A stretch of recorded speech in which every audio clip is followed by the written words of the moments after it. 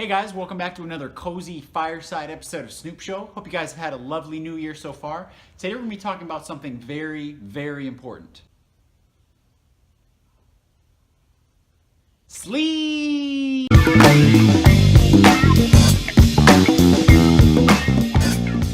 So, as you guys know, sleep is an incredibly important aspect of your health. While you're sleeping, not only are you recharging and restoring yourself from the day, but you're also releasing very high endogenous amounts of human growth hormone. When this hormone is circulating around your body, tissues are repaired. This includes not only your bones and your muscles, but also your neural tissues in your brain. In addition to this, various metabolic things are happening in terms of the recycling programs that happen inside of your body. Old damaged tissues are cleared out and replaced with new, higher functioning ones.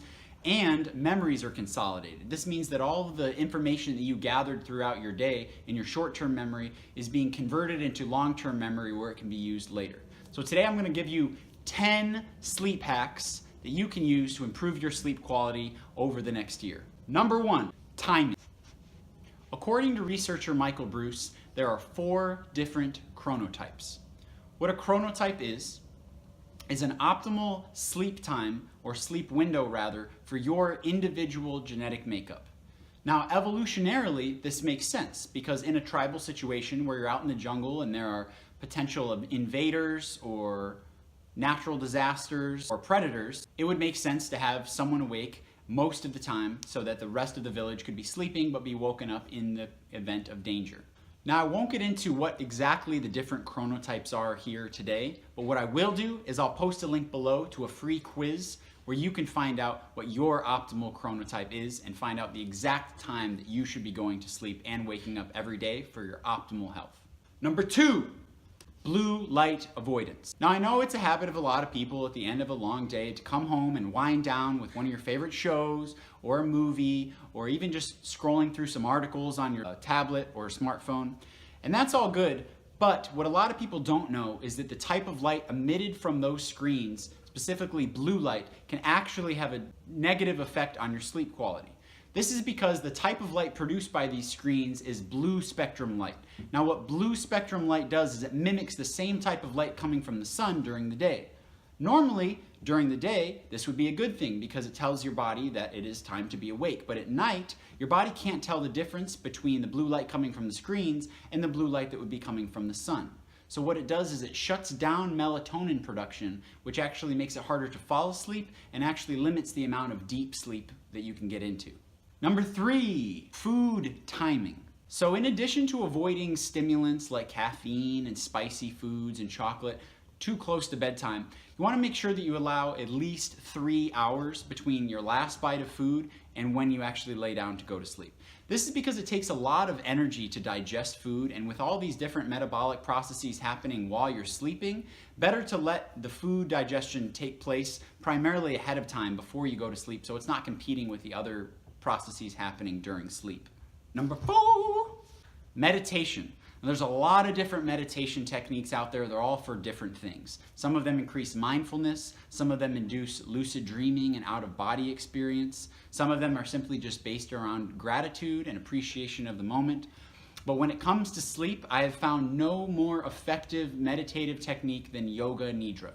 What Yoga Nidra is essentially putting yourself into a pre-sleep state before the body actually goes to sleep. Now, it uses something called progressive body relaxation. You may have heard of this before, but essentially what it is moving your conscious awareness around through different parts of your body until you get to a point where you've essentially erased all of the sensation in your body. It's very, very helpful for relaxing at the end of the day. I use it every single night, and it has done wonders for my ability to fall asleep quickly. 5, environment. When you're falling asleep at night, it is extremely important that you regulate the environment of your bedroom. The first part of this involves temperature. Now, the body actually reaches its lowest temperature of the entire 24-hour cycle in the middle of the night, around 3 a.m. So to tell your body that it's time to go to sleep, a lowering in temperature of the air is extremely important. Between 60 and 67 degrees seems to be the optimal temperature for inducing sleep. So if you have your temperature set at 72 normally, best to turn it down just a few degrees at night to signal the body that it's time to go to sleep. Now, the other part of environment is light. Now, you're already avoiding blue light and hopefully getting some sun during the day, but making your room as dark as possible is extremely helpful for melatonin production. Like I mentioned earlier, melatonin is the hormone that stimulates the body to fall asleep. It also has a lot of other antioxidant properties and is extremely good for the body, but it needs to be produced in order for the body to fall asleep and stay in that deep restorative sleep zone. So in addition to turning off all the lights and screens in your room, get yourself some nice dark blackout curtains, put them over your blinds or over your window or whatever you have in there, and get your room as dark as possible. Now, it's gonna seem when you wake up in the morning like it's a little bit harder to wake up, but I assure you that you will have had better sleep quality in a dark room. Número 6. Get some sun exposure during the day. Now, just like I was talking about earlier about the blue light coming from screens, the blue light that comes from the sun is extremely beneficial for your sleep quality. In addition to the synthesis of vitamin D that happens when you're exposed to the sun, which also helps your sleep quality, it also helps set what's called your circadian rhythm, which is the part of your brain that regulates timing. And so sun exposure in the day as early as possible, preferably right when you wake up, can set your circadian rhythm for the entire day, so when it gets dark at night and it's finally time to lay down, your body knows that it's night and it knows which hormones to produce and which hormones to suppress so that you can fall asleep quickly and get the most out of your sleep. All right, guys, thank you so much for watching this. You look confused. Because you remember from the title of this video that I said I was going to be giving you not 7, but 10 sleep hacks. And I've already talked about the first 7, but what I haven't explained yet is the advanced hacks. One of my favorite advanced hacks for improving the quality of sleep is grounding. Now, you may remember from one of my previous videos the many health benefits of getting frequent daily contact with the earth, barefoot, no shoes, no socks. Now, I won't get into all the details, but basically the main point of grounding frequently is so that the excess positive ions that build up in the body that lead to acidity and inflammation, now these are just regular byproducts of metabolism, but they need to be discharged. They need to go somewhere. And because we're wearing rubber shoes all the time and walking around on plastic-based carpets, these ions tend to build up in the body and they have nowhere to go. Now, this can have all sorts of issues with our health, but especially our sleep quality. I tried to avoid it. It's okay, I'm just gonna leave it. Fortunately, there's a solution to this, and it's called grounding, also known as earthing. If you go to earthing.com, this company sells conductive sheets. They have wrist straps, bracelets, blankets, shoes, pillowcases, all sorts of grounding stuff. I personally use the straps because they're small, they're quick, they're easy, you can take them anywhere. So, when you go to earthing.com and you get one of these little straps, they come with an outlet tester. Now, as you guys know, or maybe you don't know, the third prong on an outlet is always the ground, which means that no matter where it is in your house, as long as it is wired properly, it's attached to a long metal conductive pole that's dug deep into the ground. So anything conductive that connects to that is now grounded with the earth. So we can check with this tester that comes with everything you get from earthing.com. You can see if your outlet is grounded properly. So we'll check this one. 2 yellow lights, no red light, checks out.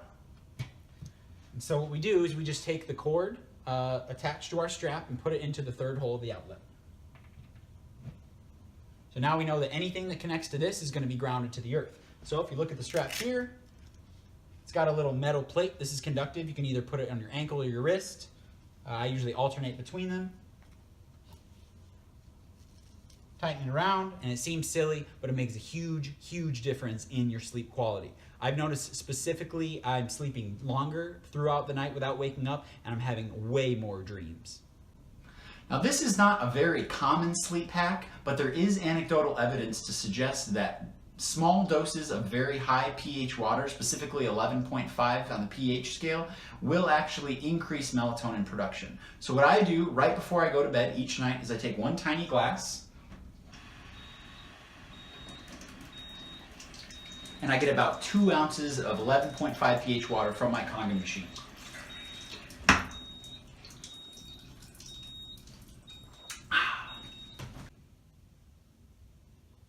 Oh, sorry about that. You caught me during one of my favorite sleep hacks, Binaural Beats. Now, what are binaural beats, you ask?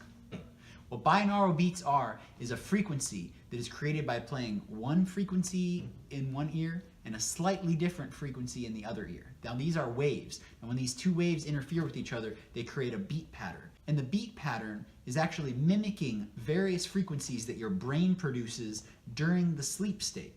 Now the brain naturally wants to synchronize to different types of frequencies, and so priming the brain before sleep with different frequency patterns can actually cause the brain to go into the desired sleep state. Now you can actually experiment with these and listen to them while you're sleeping. They just kind of sound like a normal wave. They kind of like a...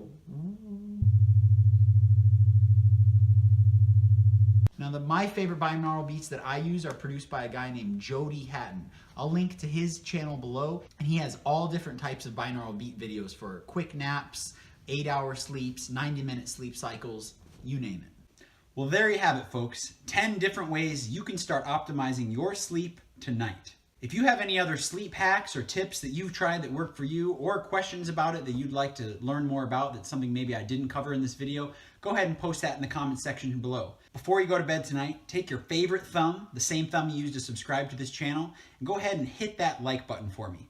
Until next time, thanks for watching Snoopshow. Have a good night.